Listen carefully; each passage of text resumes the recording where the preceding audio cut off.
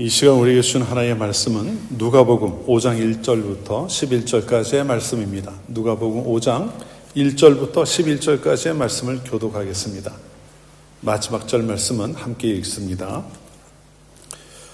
무리가 몰려와서 하나님의 말씀을 들을새 예수는 게네사렛 호숫가에 서서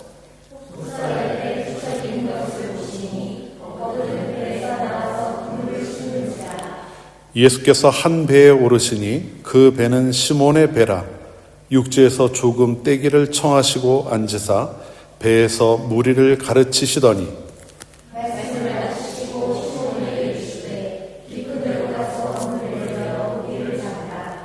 시몬이 대답하여 이르되 선생님, 우리들이 밤이 새도록 수고하였으되 잡은 것이 없지만은 말씀에 의지하여 내가 그물을 내리리이다 하고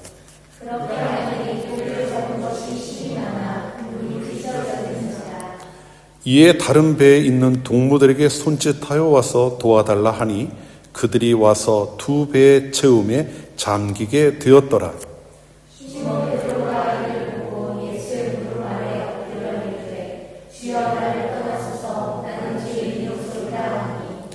이는 자기 및 자기와 함께 있는 모든 사람이 고기 잡힌 것으로 말미암아 놀라고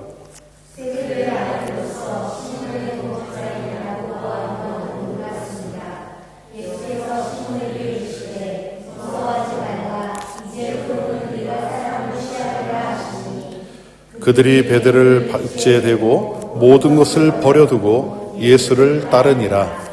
아멘. 예, 오늘부터 한 6주 혹은 8주가 될 수도 있겠는데요. 베드로라고 하는 인물을 우리가 잘 알고 있는 인물이죠. 베드로라는 인물을 좀 중심으로 해서 우리 복음서에 있는 말씀들을 좀 함께 나누어 보려고 합니다. 요즘 그 유튜브 여러분 많이 보시죠? 쇼츠라고 하는 게 있습니다. 영화의 한 장면을 이렇게 짧게 이렇게 편집해서 보여줍니다. 쇼츠라는 영상으로 보여주는데 거기에 보면은 참 뭐 짧으니까 그러겠죠. 뭐 1분 남짓된 그런 영상이다 보니까 거기에 그 영화에 있는 뭔가 좀 클라이막스에 해당되는 장면들을 이렇게 보여주기도 해요. 또 인상적인 장면들을 편집해서 보여주기도 합니다.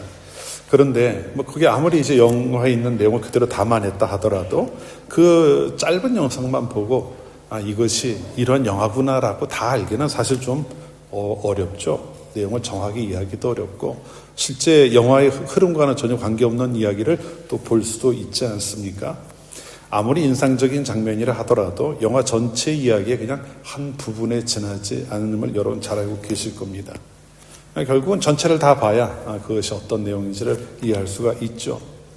오늘 우리가 읽은 본문 말씀도 사실 좀 그러한 면이 좀 있어요. 오늘 읽은 말씀을 간단하게 좀 보면은 이제 뒤에 다시 한번 말씀드리겠습니다만 본문을 보면 베드로는 예수님께서 자신의 배에 올라 말씀을 전하신 후에 한 기적을 행하셔요. 그걸 경험하게 되죠. 그리고 난 다음에 예수님께서 나를 따르라 말씀하시니까 배와 모든 그 이제 가차된 것들을 다 내버려 두고 예수님을 따랐다. 이렇게 이야기하고 있습니다. 이 장면을 보면은, 그냥 예수님을 처음 만나 한 번 부르실 때 바로 이렇게 응답하고 나섰구나라는 생각을 할 수도 있을 것 같아요. 그러니까 우리의 머릿속에는 아마 이러한 베드로의 모습이 굉장히 인상적으로, 그러한 부분에서 인상적으로 아마 새겨져 있을지도 모르겠습니다. 그런데 오늘 본문을 그렇게 이해하는 것은요, 사실 아까 말씀드렸던 것처럼 짧은 쇼츠 하나 보는 것과 같은, 그러면서 베드로라고 하는 인물을 또 그 부르시는 하나님을 이해한다고 생각하는 이러한 오류를 범할 수 있다고 하는 것을 좀 생각해 볼 필요가 있습니다. 오늘 본문, 오늘 다음 주 2시간에 걸쳐서 이 말씀을 좀 함께 나누려고 하는데요. 하나님께서 과연 이 이야기를 통해 우리에게 무엇을 보라고 하시는지, 우리는 이야기 속에서 또 우리가 잘 알지 못했던 어떤 모습들을 보아야 하는지를 좀 함께 생각해 보려고 합니다. 먼저 본문의 내용을 간단하게 좀 정리를 해볼게요. 이런 이야기입니다. 어느 날 예수님께서 갈릴리 호숫가에 있는 게네사렛이라고 하는 곳으로 와서 말씀을 가르치셨어요. 이건 예수님께서 공생 기간 동안 늘 하셨던 이야기입니다. 그런 일들이죠. 사역이죠. 천국 복음을 전하고 또 하나님의 말씀을 가르치고 선포하고 가르치는 이런 일들을 계속해 오셨습니다. 근데 바닷가에 왔는데 베드로라고 하는 사람이 그물을 싣고 있는 거예요. 아마 밤새도록 물고기를 잡고 돌아와서 그물을 손질하고 다음 출어를 준비하고 있었던 것 같습니다. 근데 예수님께서 베드로의 배에 올라서 말씀을 가르치시겠다고 하죠. 예수님 배에 올라 앉으셔요. 그리고 배를 물에서 약간 떨어지게 한 다음에 그곳에서 사람들에게 말씀을 가르치셨어요. 자, 이렇게 말씀을 가르치신 다음, 이제 그 말씀이 다 끝난 다음에 예수님께서는 베드로에게 깊은 곳에 가서 그물을 내려봐라. 이렇게 말씀을 하셔요. 베드로가 그 말에 순종을 합니다. 오늘 말씀을 보면은 내가 밤이 맞도록 수고하였지만 얻은 것이 없습니다. 그러나 주님의 말씀에 의지하여 제가 그 말에 순종해 보겠습니다 하고 깊은 곳에 가서 그물을 내려 고기를 잡습니다. 근데 그물이 얼마나 꽉 찼는지 그물이 찢어질 정도가 되었다. 이렇게 이야기를 하고 있죠. 그래, 자기 배에 다 실을 수 없어서 친구의 배에까지 배를 이제 고기를 가득 싣고 돌아오게 돼요. 그리고 와서는 예수님 무릎 앞에 엎드려서 이야기하죠. 주님, 저는 죄인입니다. 저를 떠나소서. 내가 감당할 수 없다는 이야기예요. 주님, 내가 주님 앞에 도저히 설 수 있는 존재가 아니니 나를 떠나십시오. 이제 이런 이야기를 해요. 그런데 예수님은 정작 그런 베드로의 이제 이야기와는 달리 내가 너로 사람 낚는 어부가 되겠다고 그를 부르시죠. 나를 따르라. 이 말씀을 하십니다. 그리고 베드로는 그 시간 이후로 모든 것을 버려두고 예수님을 따르게 되었습니다. 이게 오늘 본문이 우리에게 전해주는 내용이에요. 그러면 정말 베드로는 앞에서 이야기했던 것처럼 뭔가 좀 특별함이 있어서 예수님이 그렇게 기적을 행하신 것을 본 건 참 큰 일이긴 해요. 그러면 예수님의 기적을 본 사람들이 어디 한두 명입니까? 그 사람들이 다 베드로와 같이 반응하지는 않았죠. 그런데 베드로는 즉시 응답을 해요. 예수님의 부르심에 즉시 응답을 하고 제 예수님을 따르겠습니다 라고 그 길을 나섭니다. 아니면은 베드로가 특심한 마음이 있는 게 아니라 예수님의 어떤 특별한 능력이 있으셔. 능력은 많으시죠. 그래서 베드로의 마음을 확 휘어잡아서 막 끌고 가시는 것일까? 그것도 사실은 아닌 것 같아요. 하나님이 그렇게 일하시는 경우는 별로 없으니까요. 그래서 이분을 조금 더 자세히 볼 필요가 있습니다. 베드로가 어떻게 예수님이 오셔서 가르치시는 말씀을 좀 들었을 뿐이고, 그리고 기적을 한번 경험했는데 바로 예수님한테 이렇게 자신의 삶을 헌신하는 그러한 길을 나서게 되었을까 하는 겁니다. 여러분, 누가복음을 읽어가면서요, 베드로라고 하는 이름이 제일 처음 어디에 나오는지 아십니까? 베드로라는 이름이 제일 먼저 어디 나올까요? 오늘 본문 8절에 나오는 게 처음 나오는 거예요. 베드로라는 이미 그 이전에 등장하지 않습니다. 그래서 예수님께서 베드로를 처음 만난 자리에서 베드로를 부르셨다고 우리가 생각을 하기가 쉬워요. 하지만 사실은 그렇지가 않습니다. 예수님은 그 이전에도 베드로를 만나신 일이 있어요. 우리가 4개의 복음서를 가지고 있죠. 복음서가 전해주는 내용을 보면은 동일한 내용이 있을 때도 있지만 때로는 서로 다른 모습을 보여주는 경우도 있습니다. 마치 어떤 하나의 그 상을 놓고 전후 좌우에서 보는 것처럼 다른 시각으로 전해주는 내용들이 종종 있어요. 그래서 복음서를 다 읽어봐야 그 내용이 정확하게 드러나는 이러한 경우들이 있는데 오늘 본문에 나오는 이 사건이 바로 그와 같은 면을 우리에게 보여줍니다. 이 누가복음 5장의 앞부분에 나오는 우리가 오늘 본문으로 삼은 여기에 나오는 이야기를 제대로 이해하려면은 다른 복음서에서 뭐라고 이야기하고 있는가를 좀 볼 필요가 있습니다. 요한복음인데요. 예수님께서 처음 만난 시기가 오늘 우리가 본문에서 읽었던 이 사건이 있기 이전에 일어난 일이었다고 하는 것을 보여주는 부분이 있습니다. 예수님께서 요단강에서 세례를 받으신 직후 얼마 지나지 않은 시기에 있었던 일로 보여요. 요한복음에 그 내용이 나오는데 요한복음에서 예수님께서 세례를 받으신 직후 얼마 지나지 않아 이제 베드로를 만났다는 사실을 전해주고 있는데 한번 볼까요? 요한복음 1장 40절부터 42절까지의 말씀입니다. 한번 같이 보죠. 요한복음 1장 40절에서 42절까지의 말씀입니다. 같이 한번 읽어볼까요? 요한의 말을 듣고 예수를 따르는 두 사람 중에 하나는 시몬 베드로의 형제 안드레라. 그가 먼저 자기의 형제 시몬을 찾아 말하되 우리가 메시아를 만났다 하고 메시아는 번역하면 그리스도라.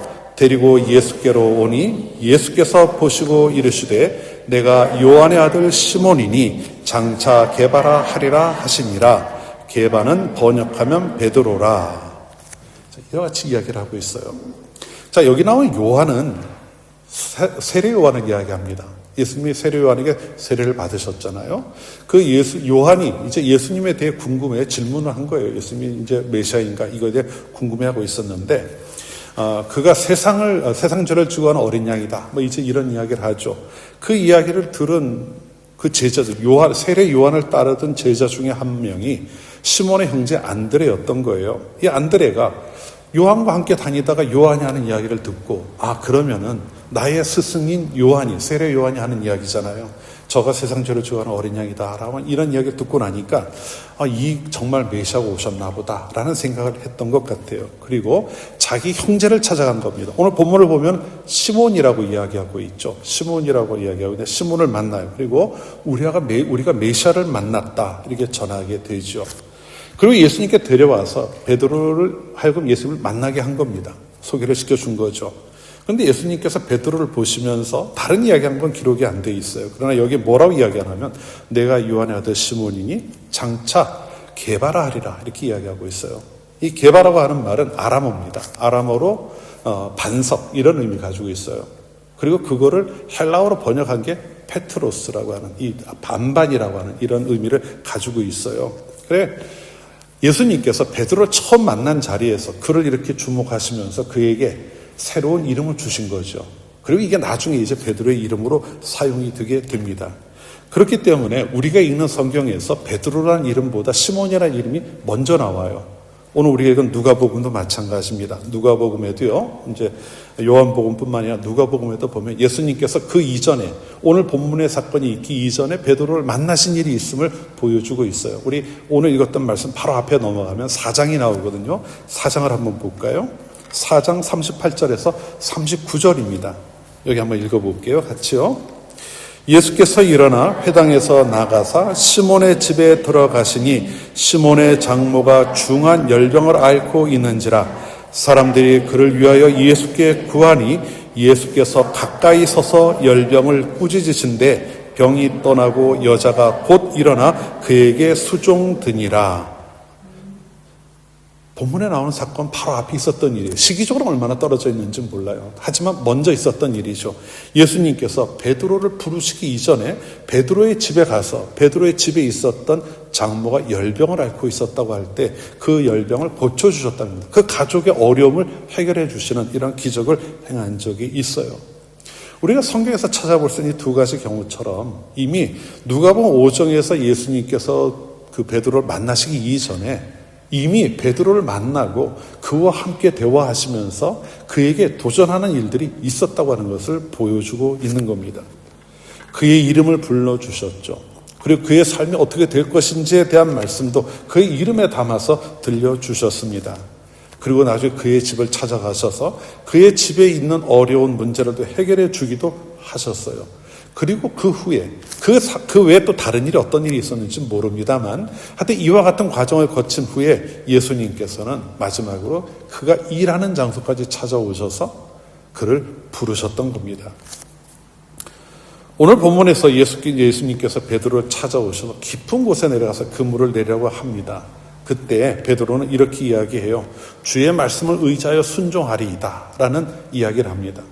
여러분 뛰어난 사람이라고 하더라도 그 말 한마디에 밤새도록 고생을 하고 돌아와서 야 깊은 곳에서 그물 내려봐 이 이야기할 때 쉽게 움직일 수 있겠습니까? 이게 그냥 그 자리에서 만나고 예수님이라고 하는 명성 때문에 움직인 일이 아니라는 거예요. 그의 삶 가운데 먼저 다가오셨던 예수님이 계셨고 그의 삶을 만져주시는 예수님이 계셨던 거죠. 그런 과정을 거치면서 이런 결과가 만들어졌다는 겁니다.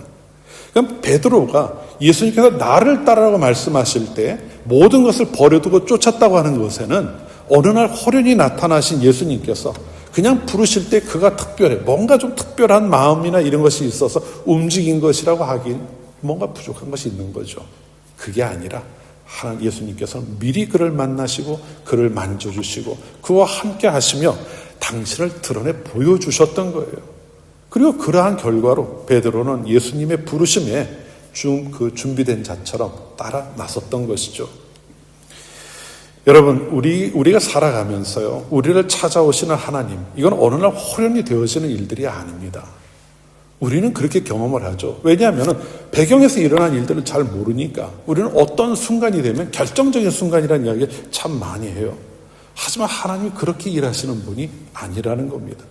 하나님께서는요, 모든 상황 속에서 우리와 함께 하시며 우리를 위해 꾸준히 쉬지 않고 일하고 계시는 분이라는 거예요. 우리가 알지 못할 때에도 우리 삶에 찾아오시고 당신의 말씀으로 통해 우리에게 들려주시며 사실 더 근본적으로 우리가 믿을 수 있는 마음까지도 허락해 주신다는 거죠. 그런 마음을 불러일으켜 가신다는 거예요.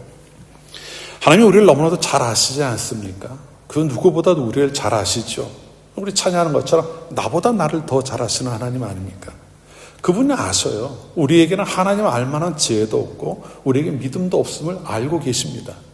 그런데 무작정 와서 들이밀고 믿어라 이렇게 말씀하실까요? 아니에요. 하나님께서는 우리가 믿는 자리에 나가기까지 하나님이 준비하신 일이 있다는 걸 생각해야 한다는 거예요. 베드로가 어느 날 갑자기 하나님을 만나고 예수님을 만나고 내가 따르겠습니다라고 헌신한 게 아니라는 것처럼 사실 우리들도 마찬가지예요. 내가 어느 날 예수님을 믿기로 결단했다. 그런 순간은 분명히 있어요. 하지만 그게 전부가 아니라 하나님께서 그 삶 속에 준비하시고 우리를 찾아오시고 우리를 권면하시고 설득하시는 이러한 과정이 끊임없이 이어지고 있다는 거죠. 은혜를 베풀어 주시고 우리가 알지 못하더라도 은혜를 베풀어 주시고 또 말씀을 통해 들려주셔요. 들어도 무슨 말인지도 모르는데 계속 들려주십니다. 그리고 깨닫게 하시는 거예요. 어느 순간 되었을 때 그걸 깨닫게 하시는 거죠. 우리가 부족하니까 들려주셔도 잘 못 깨달으니까 성령을 통해서 그 모든 것이 우리 마음 안에 불러일으킬 수 있도록 믿음까지도 불러일으켜 주시는 것 아니겠습니까? 이것이 하나님께서요 택하시는 자들을 부르시는 과정이라는 거예요. 여러분이 지나온 과정, 내가 지금 예수님을 나의 구주라고 고백한다고 하는 서 있는 그 자리가 그냥 만들어진 것이 아니라 여러분을 너무나도 사랑하신 하나님께서 준비하시고 이루어오신 그 과정이라고 하는 것을 우리가 잊지 않아야 한다는 것이죠. 며칠 전에 한 탈북자 이야기를 유튜브를 통해서 본 게 있습니다. 이제 가족도 버려두고 혼자 이제 단신으로 몰락을 하게 된 사람인데요. 가진 어려움을 쭉 이야기하더라고요. 여러분도 다 상상할 수 있을 법한 이야기들일 거예요. 들어보신 적 있는 이야기들일 겁니다. 정말 고생하면서 삼국을 전전하다가 대한민국에 들어오게 됐는데요. 그분이 그런 이야기를 다 하더니 그런 이야기를 맨 마지막으로 고백하는 게 거의 인터뷰 끝나갈 무렵에 제가 대한민국에 와서 얻은 가장 소중한 것은 하나님 아버지를 만나게 된 겁니다. 이런 고백을 하더라고요. 그러면서 이런 말을 덧붙여요. 지나간 시간 동안 정말 어려운 시간이 많았는데 하다못해 북한에서 생활했던 그 시간까지도요. 너무나도 어려운 시간이었는데 지나고 보니까 하나님께서 자신을 부르시는 과정이었다는 거예요. 그게 내가 그때 그러한 일들을 겪지 않았으면 하나님을 만날 수 있었을까? 또 만난다 하더라도 하나님 나에게 부어주시는 은혜가 은혜인 줄 알았을까? 이런 이야기를 하면서 그런 고백을 했습니다. 맞아요. 그분이 겪었던 일은 정말 큰 어려움들이었습니다. 우리는 아마 살아가면서 평생 겪지 않을 그러한 일들일 거예요. 그런데요, 중요한 것은 그분의 그 마지막에 했던 말, 모든 것을 다 지나고 나서 보니까 하나님께서 나를 부르시기 위해 이 과정을 만들어 가셨다, 이끌어 가셨다. 그리고 나를 하여금 그 과정을 견뎌내게 하셨다라고 하는 그 고백이었던 것 같습니다. 마침내 자신을 찾아오신 하나님을 만나고 그분이 부르실 때 응답하고 나서게 된 것이죠. 그런데 여러분, 사실 정도의 차이는 있을 거예요. 정도의 차이는 다 있겠지만 하나님께서 우리를 부르시는 과정도 다르지 않다는 거예요. 여러분이 살아오면서 내가 예수님을 믿겠습니다. 내가 예수님을 믿습니다라는 어느 고백을 하는 그 순간이 분명히 있었겠죠.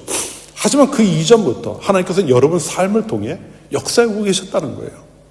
내가 너를 택했는데 내가 너를 부를 건데 나를 좀 보고 생각해야 되지 않겠느냐고 하시면서 말이죠. 그때는 알지 못했지만 우리가 지나가면서 그러한 고백들을 하지 않습니까? 그때는 잘 몰랐는데 지나가 보니 그게 하나님의 은혜였습니다. 우리 고백하는 것들이 있잖아요. 우리는 그것을 잊어서는 안 된다는 겁니다. 하나님의 부르심은 어느 날 그냥 하나님께서 문득 생각이 나셔서 부르신 것이 아니라는 말씀이에요. 우리가 하나님의 존재조차도 알지 못할 때 하나님께서 우리에 대한 관심을 기울이시고 모든 과정을 준비해 오셨던 겁니다. 여러분이 그렇게 하나님의 부르심을 받았다고 하는 사실을 꼭 기억하시기를 바라요. 탈북자를 부르셨던 그 하나님, 여러분에게도 동일하게 일하고 계십니다. 여러분의 삶을 이끌어 가시고 하나님께서 계획하시는 그 계획하심 속에서 하나님의 마음이 우리에게 전해질 수 있도록 모든 일들을 이루어가고 계셔요. 그렇기 때문에요, 하나님의 부르심이라고 하는 것은 강요가 아닙니다. 이것 안 따르면 죽어 하는 이런 명령도 아니에요. 하나님은 우리에게 당신을 먼저 보여주시고 우리를 설득하시는 거죠. 그리고 초청하시는 겁니다. 우리를 불러주시는 것은요, 하나님께서 우리를 향한 사랑의 부르심인 거예요. 초청하는 거죠. 그와 같이 하나님의 부르심이 여러분에게도 임한 겁니다. 그래서 여러분이 이 자리에 나와서 하나님을 예배하고 있는 거죠. 하나님이 여러분을 그렇게 준비하고 부르셨다는 거 믿어지십니까? 우리 교회 별로 대답 잘 안 하죠. 그죠? 꼭 얘기해야 대답하고. 여러분 정말 믿어지세요? 하나님이 나를 그렇게 사랑하셨고 준비하셨고 또 불러주셨다. 이것이 우리의 믿음의 고백 아니냐는 거죠. 그리고 이것을 믿는다면은요, 우리를 부르신 하나님과 연결을 해서 우리가 생각해야 될 것이 또 한 가지가 더 있어요. 이것도 참 중요한 내용입니다. 하나님께서 여러분을 부르시기 위해 그렇게 준비하셨어요. 여러분 생각해 보십시오. 온 세상을 지으신 하나님 아니에요. 그죠? 근데 그분이 여러분 하나를 위해 준비하신다는 거예요. 여러분 한 사람을 위해 준비하시고 일하신다는 거 여러분 상상이 되십니까? 지위가 높은 사람이 지위 낮은 사람에 대해서 신경을 막 쏟고 준비하는 일이 사실 없잖아요, 세상에서는. 근데 하나님 그렇게 하셨다는 거예요. 그리고 우리를 초대하셨어요. 그리고 우리가 초대에 응답해 나왔어요. 하나님께서 얼마나 기뻐하셨을까요? 그건 우리가 탕자의 비유라든가 이럴 때 이런 모습을 통해 하나님이 얼마나 기뻐하시는지의 모습을 볼 수가 있죠. 그런데 그 하나님이 우리와 함께하고 계시는 거예요, 이제는. 지금은 이제 그런 하나님과 함께 하시는 삶을 살아가고 있는 거죠. 그런데 그러한 우리들이 살아가는 이 세상 가운데에서는 우리가 또 어려움도 만나고 괴로움을 당할 때도 있습니다. 뭔가 내가 생각한 일이 제대로 잘 풀리지 않아서 괴로움을 겪을 때도 있어요. 아마 여러분이 지금 여러분의 삶을 이렇게 뒤돌아볼 때, 그때 정말 왜 그렇게 어려운 시간을 겪었을까? 그때 정말 왜 그런 일이 있었을까? 돌아보면서 좀 뭔가 아쉬움, 하나님 왜 그때 저를 그냥 두셨나요? 라고 생각할 만한 상황이 아마 있지 않았을까 싶어요. 그런데 만일 그런 마음이 있다면요, 그런 생각이 드는 때가 있다면, 그런 순간이 있다면 여러분 한 가지 꼭 기억하십시오. 하나님께서 우리를 부르시기 그렇게 준비하셨다는 걸 기억하시라는 거예요. 그렇게 준비하시고 천지를 지으신 하나님이 우리를 위해서 그렇게 마음을 쏟으셨는데 지금에 와서 이제는 우리가 하나님을 부르며 하나님의 자녀로 살아가고 있는데 우리를 그냥 내버려 두시겠느냐는 거죠. 우리를 부르시기 전부터 일하셨던 하나님께서 정작 우리가 부르시고 응답하고 나왔는데 우리를 그냥 내버려 두시겠습니까? 절대 그럴 리가 없죠. 하나님께서는 우리를 너무나도 사랑해서 부르신 거예요. 그런 만큼 그 마음을 우리에게 쏟아주고 계시는 것 아닙니까? 이 사실을 잘 경험한 사람이 한 명이 있어요. 오늘 본문에 나왔던 베드로라고 하는 인물입니다. 이 베드로 오늘 본문에 보면은 예수님이 행하신 기적을 경험하고 난 다음에 그가 처음 했던 말이 뭡니까? 나를 떠나소서, 나는 죄인입니다. 이 이야기를 해요. 나는 주님과 함께 할 수 있는 존재가 아닙니다 라는 고백을 했던 거예요. 그런데 예수님이 그를 부르시죠. 예수님이 그를 부르시고 나를 따르라는 말씀을 하셔요. 베드로는 그 길을 따라 나섰습니다. 이게 젊을 때였을 거예요. 베드로가 좀 젊었을 때일 겁니다. 그런데요, 그가 사역을 다 이제 쭉 해가고 노년이 되었을 때 자신의 삶에 대해 돌아보면 이런 이야기를 해요. 자신이 이제 돌아 살아온 삶이 배경이 된 거죠. 그리고 그런 걸 통해서 베드로 하는 이야기가 베드로전서 5장에 이렇게 기록이 되어 있습니다. 우리 같이 한번 읽어볼까요?